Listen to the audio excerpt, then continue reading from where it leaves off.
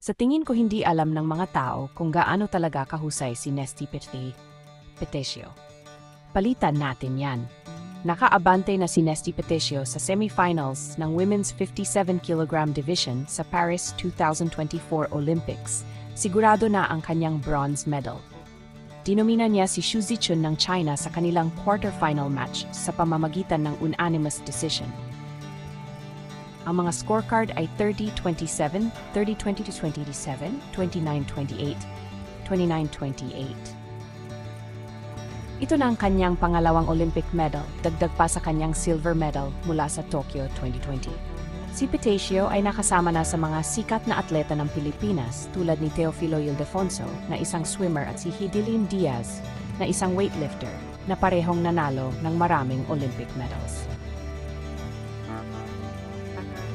Sa kanyang paglalakbay patungo sa semifinal,